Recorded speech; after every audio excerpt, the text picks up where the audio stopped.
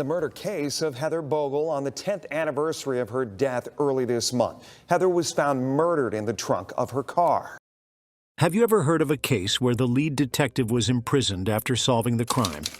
Typically, the guilty party is sentenced to prison or even life. Sometimes, one case uncovers clues that lead to solving previous crimes. But in this case, the lead detective went rogue, throwing the investigation off course. As a result, the case could have been solved much sooner. But why did he do it? Was he hiding something? Was he protecting the real criminal? Or is there something else at play? Most importantly, what really happened in this case? This is the murder mystery of Heather Bogle. To find out the answers, keep watching this video until the end. April 9th, 2015. It was a normal Thursday morning. Ordinary, forgettable.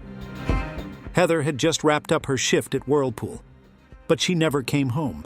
Hours passed, then days, and she had gone missing for over 24 hours. But during the investigation, no one, not the cops, not her family, not even the most hardened officers, was ready for what was inside the trunk of that car. The car had been parked near the edge of town, practically abandoned, nothing really suspicious. It was Heather Bogle's car, a black Chevy. At first glance, it could have been any working woman's vehicle, just left there after a long shift. But when they popped the trunk open, it was something out of a nightmare. A woman curled up, tucked into the fetal position, almost as if she were sleeping. And something was terribly wrong. The woman was none but 28 years old, Heather herself. She was a single mother who also recently graduated from nursing school. That day, as usual, she just walked out of the Whirlpool factory at 6:17 a.m.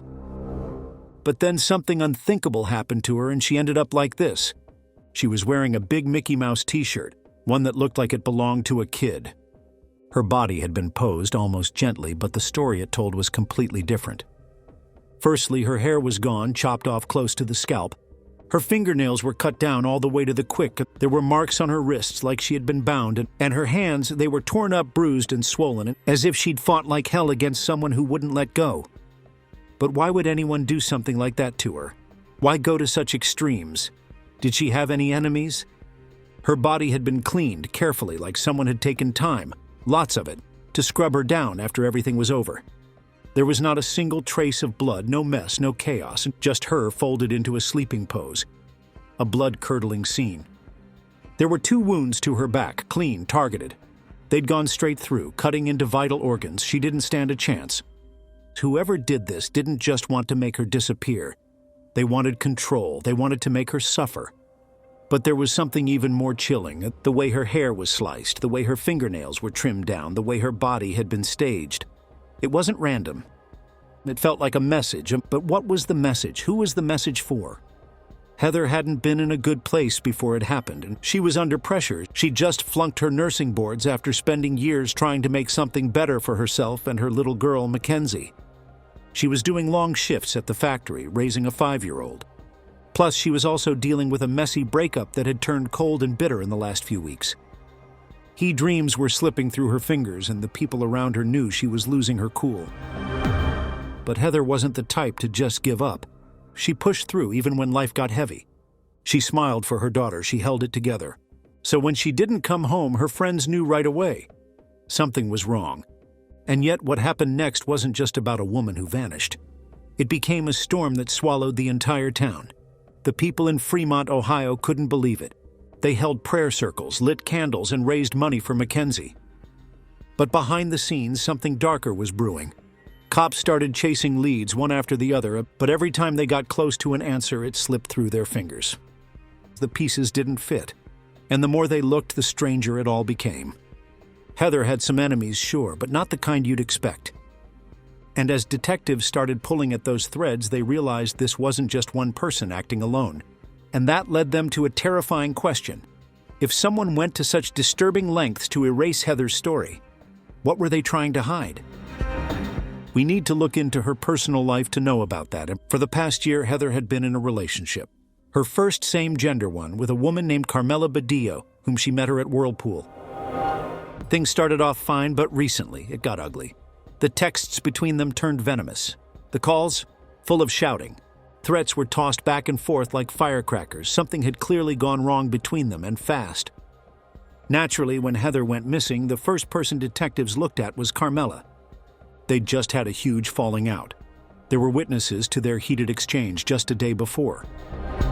Detective Sean O'Connell started digging through Carmela's phone, call logs, messages. He even brought her in for questioning more than once. She didn't make things easy, but eventually, after sifting through every shred of digital evidence, O'Connell made a decision. Carmela wasn't the one, which brings us to the red Mickey Mouse shirt. When Heather's body was found, left behind in the most horrifying state, she was wearing that bright red Mickey Mouse tee. It was way too big for her, not her size. Someone else had put it on her. But who? That's when attention turned to someone named Kiana Bohr. She lived in the same apartment complex where Heather's car and her body were discovered. At first glance, Kiana seemed like just another single mom trying to make ends meet. But there was something about her that rubbed Detective O'Connell the wrong way. Her vibe was off. She didn't want to talk. She hesitated, dodged questions. And when she did finally speak, she was cagey, nervous, almost like she had something to hide. Then someone remembered Kiana used to wear a red Mickey Mouse oversized shirt, just like the one found on Heather. Could it be a coincidence? Maybe. But it was unmistakable fact. Kiana's Facebook page lit up on the day Heather disappeared. She posted something cryptic. "I can't believe what just happened." And then another one, even more disturbing. She talked about doing 8 to 10 years and pleading insanity. 8 to 10 years. For what? And just when that storm started brewing, another name popped up. Omar Satchel. Omar was no stranger to law enforcement. He had a past, home invasion, firearm charges, but the key detail? He was in Kiana's apartment the very same night Heather's body was discovered. And that wasn't just a red flag, it was a full-blown siren. Detective O'Connell started looking into Omar's history. Turns out Omar had known Heather. They weren't exactly close, but there were rumors he sold her weed now and then. That connection, combined with his presence near the crime scene, was enough to raise eyebrows. But then came a chilling lead. A source told O'Connell that Omar may have gotten his hands on a small-caliber firearm, something that could have been used in Heather's case. But the gun had vanished mysteriously, until another name entered the picture, Kayrie Jeffrey, a friend of Omar's. According to this source, Kayrie was seen walking along the riverbank, carrying a black bag. The same bag, they claimed, that held the missing weapon.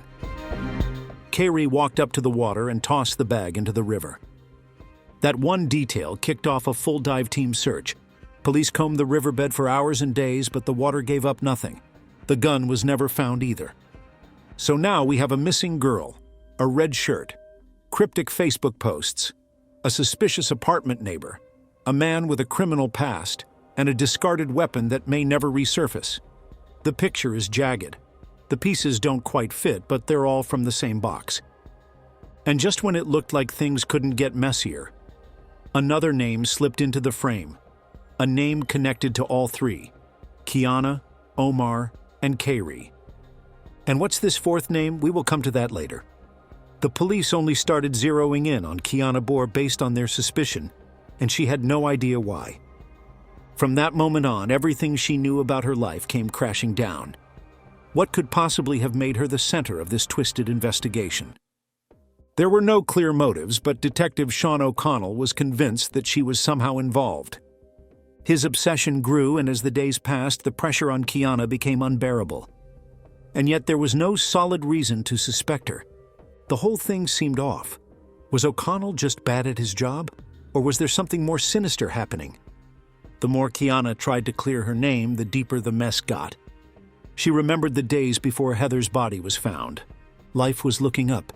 She had a house for her kids, a steady job at a nursing home, and things were going smoothly. She had no idea that it would all come crashing down just because of Detective O'Connell. He made it clear from the moment Heather was discovered that he had picked his target, and that target was Kiana. The first thing O'Connell did was raid Kiana's apartment. Soon it wasn't just her home that came under siege. The nursing home she worked at was raided too. One day she was rolling a resident into the dining room when the police stormed in. guns drawn, DNA warrant in hand. Kiana couldn't understand it. Why was she being treated like this? What did she even do to deserve such a public spectacle? And then came the accusations.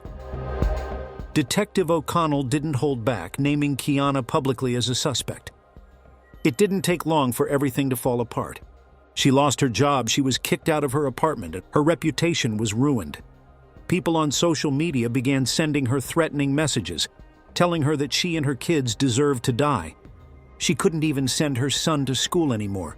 It felt like her world was collapsing around her, all because O'Connell had decided she was guilty, without ever asking for her alibi, without ever considering that she might be innocent.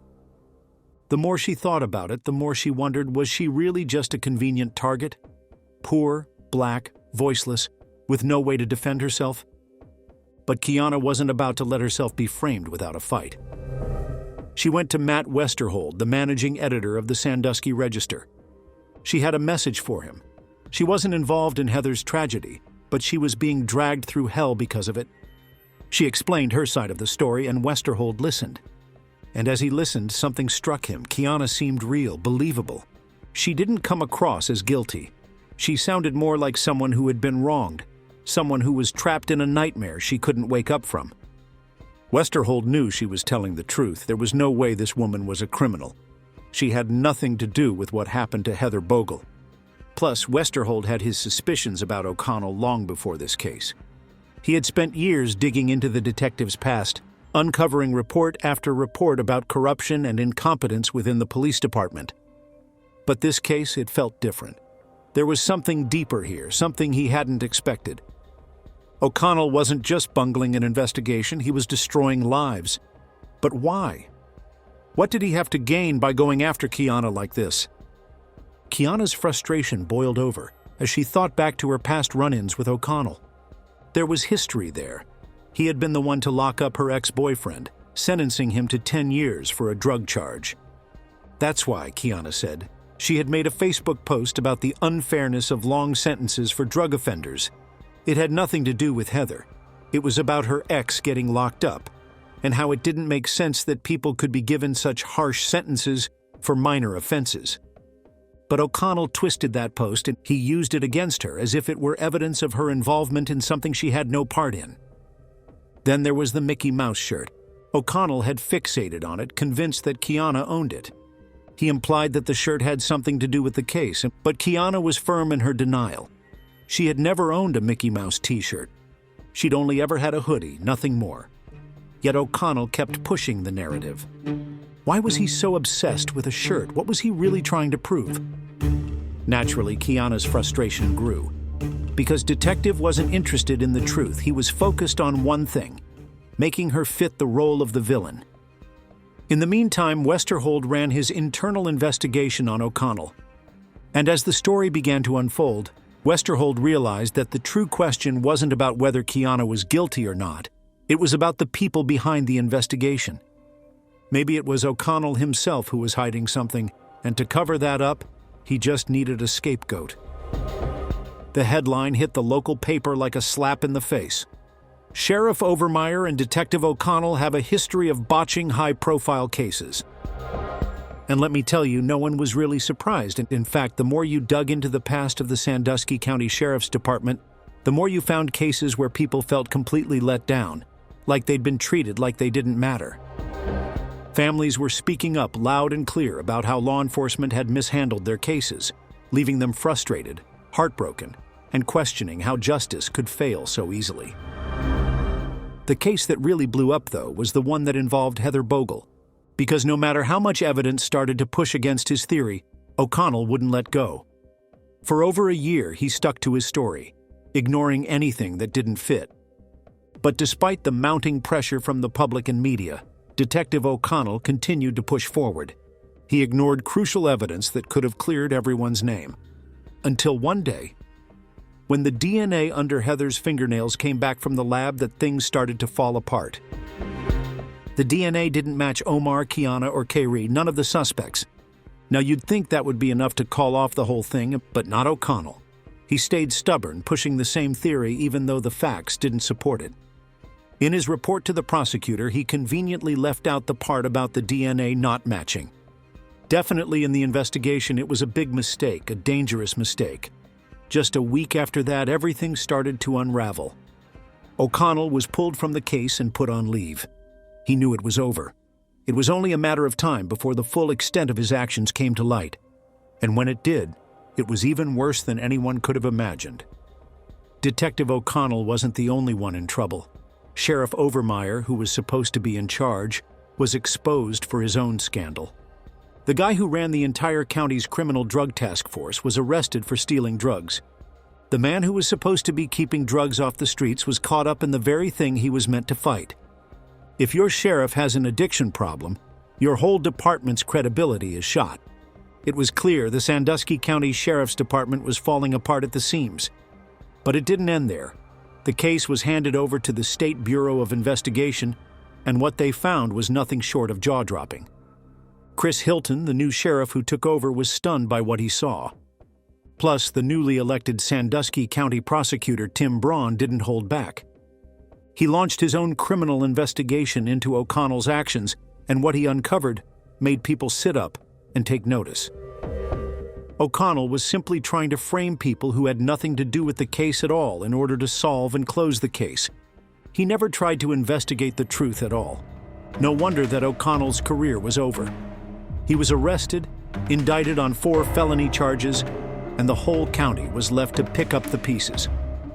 Hilton wasn't ready to speculate, but one thing was clear. Something was seriously wrong both in the case and its investigation. The case seemed like it would never be solved. For nearly 2 years, Heather Bogle's tragic end went unanswered, and those closest to her were left in the dark. When O'Connell, the former investigator, was asked about the whole mess, he didn't think there was anything to it. He flatly denied ever mishandling any evidence or making false statements. His answer was clear. Absolutely not. No evidence was destroyed, altered, or hidden, he claimed. But on the other hand, Hilton wasn't playing around, and he was ready to dive deep into every detail, no matter how long it took. Their first clue came from a piece of evidence O'Connell had missed, a note, an angry note found in Heather's car. Whoever had written it had a personal vendetta. It was something that spoke of anger, of a relationship gone wrong. Was it someone close to Heather? A lover, perhaps? Hilton's eyes immediately turned to Carmela Badillo, Heather's ex. She seemed like the obvious person to look into. But if you remember, when O'Connell had questioned her, she'd been cleared. So now another question came. Why was Hilton so sure about Carmela, and never sure of Kiana? Was he seeing something that O'Connell had missed, or was there another angle he wasn't considering? They brought Carmela in for questioning, and she admitted how rough things had been between her and Heather toward the end. But again, the more they questioned her, the more it seemed like she might not be the one after all. She seemed to have a rock-solid alibi, and nothing else in her story lined up with the evidence. Hilton wasn't ready to close the case on her just yet, but with every answer, the walls started closing in on a different suspect. And then came the breakthrough. It came not from some flashy discovery, but from something simple, something overlooked in the digital age. Heather's GPS records. That's right. Her phone's exact location was stored minute by minute, and what it showed was chilling. The moment Heather left work that morning at exactly 6:17 a.m., her GPS started tracking her. And then, at 6:30 a.m., just 13 minutes later, it showed her at a trailer home a few miles away. What was she doing there? Who lived in that trailer? What connection could Heather possibly have with this place? This trail of coordinates led them straight to Daniel Myers, a man who worked with Heather and had left work around the same time that morning. But who was he really? Why was Heather so close to his home? Was he a friend, or was there something darker behind it? Hilton didn't know yet, but he knew this was the lead they'd been waiting for. But what did this mean for Daniel Myers? Could Myers be the key to everything? And if they were right about him, what else would they uncover? Would it be enough to finally bring peace to Heather's family? The questions kept mounting, but one thing was clear: this was only the beginning. When investigators knocked on his door, they thought they'd find the usual suspects. Someone who might know something, or maybe even someone connected to Heather Bogle. But what they got was something far more disturbing. Myers wasn't nervous, but he wasn't exactly forthcoming either. He was calm, but it was the kind of calm that didn't sit right. They started asking him questions, trying to make sense of his connection to Heather. His response? Very, very little. Very limited conversation. It sounded simple enough, almost too simple, but something in his tone made the investigators feel like he was trying to keep his distance from her in more ways than one. But then came the bombshell, a statement that made the hairs on their necks stand up. "Why are you still investigating this?" he asked. "This is done. It's over with. It's been 2 years." 2 years? Was he just tired of hearing about it, or was it something else? It sounded like he already knew the case was closed, but the thing was, it wasn't. The investigators hadn't given up, not yet. But what did he know that they didn't? But the real twist came when they asked him for a DNA sample. He refused. "I didn't really know the girl or anything like that," he shrugged, dismissing the request like it was nothing. So you see, he was the first to turn down such a request, which in itself was odd. But it wasn't until they left his house that the investigators realized just how strange that moment had been. They felt it in their gut. This wasn't just some random guy who barely knew Heather. There was something else. So 2 days later, they came back with a warrant. It wasn't just a request anymore, it was an order. And this time, Myers didn't hesitate. They took the sample and then they waited. It was only 5 days before the results came in, and when the sheriff's major walked into his office with the news, everyone came to know that DNA belongs to Danny Myers. The shock hit hard. They had him. All along, they had been staring right at him. Myers, who claimed to barely know Heather, had left his mark on her. And now, they had the proof. But that wasn't the end of it. Instead, that was just the beginning. As they dug deeper, they learned more about Myers' involvement, and it was far worse than they could have imagined. He had gone out of his way to seem normal. He donated $125 to Heather's GoFundMe page, written a warm condolence note, and even made sure to attend her funeral, signing the registry book like any grieving friend would. But the more they pieced together, the clearer it became. Daniel Myers was hiding something, and he wasn't just pretending to be normal. He was actively trying to convince everyone around him that he wasn't involved. But why? Why go so far to appear innocent if there was nothing to hide? And that's when the investigators got a lead they almost missed. A Whirlpool employee had sent an email to Detective Sean O'Connell, saying she thought she knew the person who could be responsible for what had happened to Heather. "I was going to tell him I thought it was Daniel Myers," she had written. But the detective Sean O'Connell hadn't followed up. Else they could have caught Myers sooner if they'd dug a little deeper into this lead. 5 months after reopening the investigation, Sheriff Hilton's team finally caught up with Myers, but they didn't find him hiding in some far-off place. They found him at a summer campground right under their noses. When they showed up to arrest him, his only words were, "Oh my God, they're here to get me." Those words weren't the ramblings of a confused man. They were the words of someone who knew exactly what was happening. And then nothing. That was the last thing Myers ever said to the investigators. But what they found next in his trailer sent a shockwave through the entire team. They didn't find the weapon or the bullets, but what they did find was almost worse. New floorboards, brand new, just a week after Heather's death. Why replace the flooring so soon? What was he trying to hide? When the investigators thought about it, the answer became clear. The floorboards were likely covering up something far worse. Blood. Evidence of what had happened. Had he replaced them because the floor was stained with marks he couldn't erase? Had he tried to scrub away the signs of what happened in that trailer? There was no doubt in their minds anymore. Heather had been harmed there, in that very trailer. And Myers had gone to great lengths to cover it all up. As they sifted through the rest of his belongings, another chilling discovery came to light. Inside it was women's underwear. The realization hit them all at once. Myers wasn't just someone with a bad past, he was a man with deeply twisted tendencies, hiding behind the mask of an ordinary guy. The more they uncovered, the more they understood that Daniel Myers had been living a double life. He'd been hiding his dark side in plain view, carefully playing the role of the concerned normal person. Now the question loomed larger than ever. How had he managed to get away with it for so long? And more importantly, who else might he have fooled along the way? The answers they had weren't enough. There were still too many gaps in his story, too many pieces missing. And with each discovery, the case seemed to open up more questions than it answered. Daniel Myers was a man who thrived on control. Not just control, but domination and humiliation. He got off on it. And it wasn't just a little weird. It was downright terrifying. There were disturbing videos of him with women doing things that made your skin crawl. Fetishes, twisted desires, things he thought he could keep hidden. But then he got caught, and when he did, a shocking truth came out. 10 women stepped forward. None of them had ever spoken up before. They were embarrassed, ashamed. But when they found out they weren't the only ones, they couldn't stay silent anymore. The worst part? None of them had ever reported what happened to them. Why? Because Daniel Myers had done something far worse than just hurt them. He'd chosen them carefully. He targeted women he knew would stay quiet. Women who felt vulnerable. Women who didn't think anyone would believe them. Take Heather Bogle, for example. She was in a bad place. Recently broken up with her partner, Carmela, she was devastated. Then came a cruel message from her brother calling her too stupid to pass her nursing exam.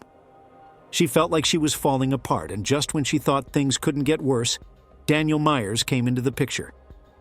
"Come, tell me all about it," he said. He seemed harmless at first. A listening ear, a shoulder to lean on. And Heather, at her lowest, needed someone. But what she didn't know was that Daniel had other plans. So she went to his trailer thinking she was just going to talk. That was the trap. As soon as she stepped inside, everything changed. What was meant to be a conversation turned into something far darker. Prosecutor Tim Braun believes it all went down the moment Heather walked through the door. "I think it happened immediately. As soon as she came in, I think he came on to her," Braun says, his voice steady, but the weight of his words hitting harder. She probably rejected him, or maybe she didn't even have time to. Daniel didn't like being rejected. He grabbed her. She fought back, probably punched him in the face. Probably that's why Myers had a cracked tooth and another broken one that he tried to fix with super glue. But here's where it gets chilling. He didn't stop. He didn't panic. He didn't make mistakes like most people do the first time they hurt someone. Instead, Daniel was calm, methodical. He overpowered Heather, stripped her down, had her at his mercy. Braun paints the scene like this. "I think she probably punched him in the face. Then he probably beat her into submission, handcuffed her, beat her more, stripped her, had her on the bed. And then, at the end of the month, Daniel replaced his mattress. Because after what happened, he didn't want anything linking him to that crime. It was brutal. The way Braun describes it, torture. Heather was stuck, trapped in that nightmare. Braun doesn't hold back calling it what it was. I believe he tortured her for a long time, then shot her. The violence, the coldness of it. It wasn't something done in a moment of panic. This was planned. And that's when Braun dropped the bombshell. "Do you think Daniel Myers could be a serial killer?" someone asked. And Braun, without missing a beat, said it was a strong possibility. But here's the twist. Braun had spent his entire career locking up violent criminals. People who killed, who hurt, who destroyed lives. And when he saw the way Daniel acted, the way he tried to clean up the crime scene, it wasn't a beginner's mistake. Most people, the first time they hurt someone, they get emotional. They make mistakes. But Danny Myers, he was different. He tried to cover it up, and he did it like he knew what he was doing, like he'd done it before. Braun was looking at the details. Myers didn't just leave a mess. He tried to erase it. He cut off Heather's fingernails and cleaned her body to destroy any trace of DNA. Braun had seen this before. He knew it. This is the real process to destroy genetic material. And from the look of it, it wasn't his first time. Once you do it once, you learned how to cover your tracks. Who else could Daniel Myers have done this to before? Because he was too professional. That wasn't the work of a first-time offender. But then someone else spoke up, Lorianne Haley. She wasn't going to stay quiet. Her sister, Lee Ann Sluter, had been a part of this story long before Heather. Sluter was Myers' ex-girlfriend who died of a single gunshot to her chest in 2009. When asked if she thought someone had taken the life of her sister, Lorianne didn't hesitate to say, yes. When asked if she thought Daniel was the one who had done it, her response was just as quick. Yes, no question. The pieces were starting to come together. Daniel Myers didn't just target Heather. He had a pattern. He was experienced. And as the investigation continued to unfold, The question was no longer if Daniel Myers had killed before, but how many times. How many other women had he preyed on, and how many would remain silent forever, too afraid to speak out? The chilling reality was that Heather Bogle's death was likely just the tip of the iceberg, and no one knew exactly how deep the darkness went. Lee was found dead with a single gunshot wound to the chest, and a rifle was lying next to her body. Authorities said that it was her who took her life, but her sister Lorianne disagreed. She had spoken to Leanne just hours before her death, and there were no signs that Leanne was in distress. Even more suspicious was the rifle. Leanne had always hated guns and never allowed them in her home. So why would she have one, let alone shoot herself with it? Lorianne also questioned how Leanne could have shot herself in the chest with a long-barreled rifle and then neatly placed it beside her body. Investigative expert Braun believed the case was also mishandled from the start. Poor crime scene documentation and missing evidence like gun residue tests on Leanne's ex, Daniel Myers. Braun was sure that if these steps had been taken, the truth would have been revealed. Months later, authorities took another look at Leanne's death and concluded that she took her own life. They also found a letter allegedly written by Leanne which sounded like a goodbye note. But Lorianne was suspicious about the timing of the letter's discovery. It had been found at Myers' house after his arrest, raising the question, why had it been in his possession for so long? Lorianne couldn't shake the feeling that Myers was behind Leanne's death, but without concrete evidence, there was nothing more she could do. However, her chance at justice came through the case of another woman, Heather Bogle. Myers was a suspect in Heather's death, and Lorianne believed he was guilty. What pinned him down was the DNA under Heather's nails and GPS records. Also, that's what strengthened the case. But there was one problem: Sean O'Connell, the investigator who had made several mistakes in the case. O'Connell had pointed the finger at 3 other suspects, creating doubt about Myers' involvement. Before Myers could stand trial, Braun believed O'Connell's errors needed to be cleared up. But O'Connell was about to face a bigger problem. He was charged with 4 felonies for mishandling the investigation. With O'Connell out of the picture, the focus turned back to Myers. Lorianne knew that if he was convicted of Heather's death, it could also mean justice for Leanne. So now we have 2 layers in this extended case. 1, who and why killed Heather Bogle? 2, why did Detective O'Connell mess up the investigation by tampering evidence? Just before his trial, Sean O'Connell admitted to a serious mistake. He pleaded guilty to tampering with evidence. He had left out DNA results that could have cleared his suspects. O'Connell claimed he didn't do it intentionally, just trying to focus on the evidence he thought was important. But why withhold key information? The court wasn't convinced. At sentencing, O'Connell showed up with his family, hoping for probation but bracing for prison. He explained his actions, but Judge Cosgrove wasn't having it. She asked, "Why didn't you include the DNA evidence?" O'Connell took responsibility, saying he was just trying to give the prosecutor a clearer idea of his theory. Anyway, Judge Cosgrove sentenced him to 2 years in prison, sending a message to law enforcement about presenting all evidence, not just the parts that fit a theory. As O'Connell's case wrapped up, attention turned to Daniel Myers. His trial started, but before it could even get underway, Myers was found in a cell, dazed and incoherent. Was it an emergency or just a delay tactic? However, Myers was soon back in court, pleading guilty to the crime. He admitted his guilt, sparing everyone the need for a lengthy trial. When the prosecutor asked him if he understood what pleading guilty meant, Myers answered affirmatively. But the surprising moment came when Carmela Badillo, the woman affected by the crime, forgave him. The sheriff, however, still called him a monster. Myers was sentenced to life in prison, with no chance for parole. With Myers behind bars and O'Connell convicted, one question still remained. Was justice truly served? Or was it just another chapter in a long, painful story? Why was Myers so obsessed with women in such a crooked way? And why was Detective O'Connell so obsessed with his theory? Let us know in the comment section, and if you liked this video, don't forget to give it a thumbs up and subscribe to this channel. Stay safe, see you soon in our next video.